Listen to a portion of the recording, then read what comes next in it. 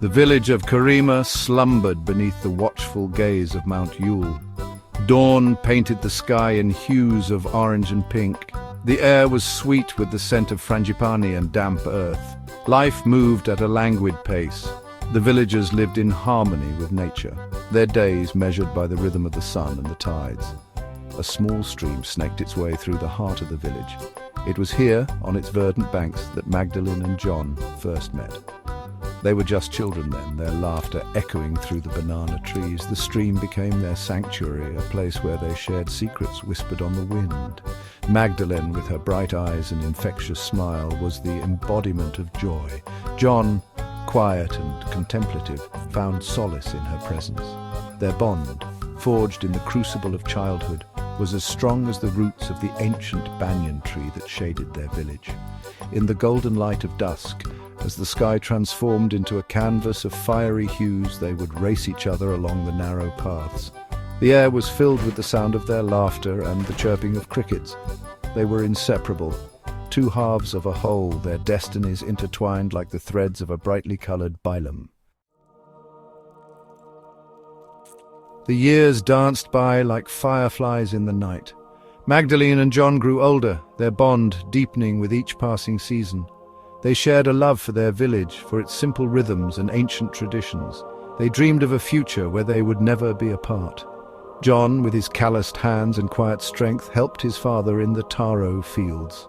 Magdalene, nimble and graceful, learned the art of weaving from her mother. In the evenings they would meet by the stream, their laughter mingling with the croaking of frogs. As they sat beneath the star-dusted canopy of the night sky, they would share their hopes and aspirations. John dreamed of becoming a teacher, of sharing his knowledge with the village children. Magdalene yearned to explore the world beyond their village, to experience the wonders that lay beyond the horizon.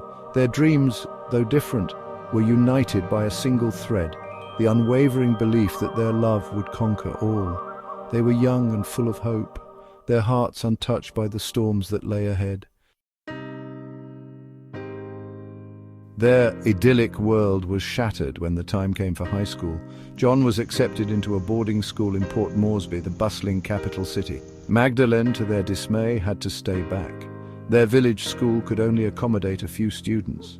The day John left, the sky wept tears of rain.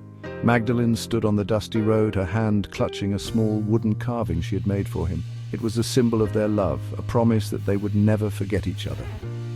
Distance became a barrier, separating them physically but not in spirit. They poured their hearts out in letters, the written words a lifeline connecting their two worlds. John wrote about the bustling city, the towering buildings and the constant noise.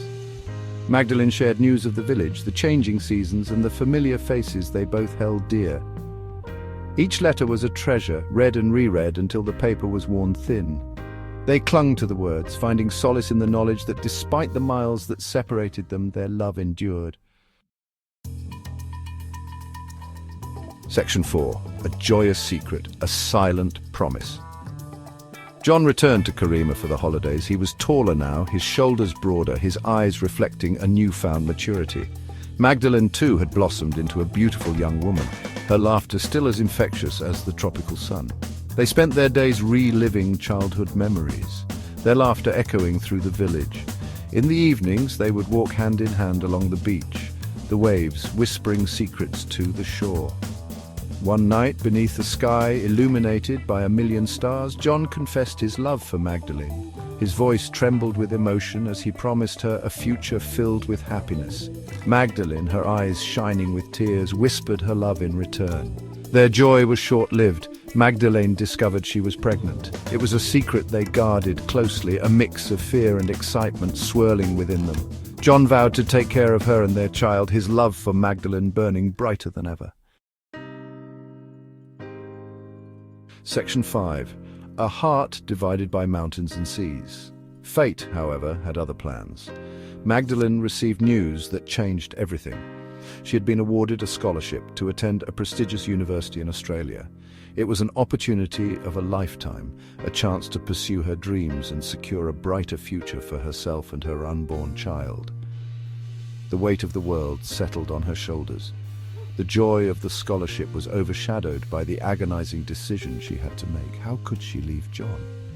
How could she bear to be separated from him, especially now when they were about to become parents? John, despite his own heartbreak, urged her to go. He knew this was her chance to achieve her dreams.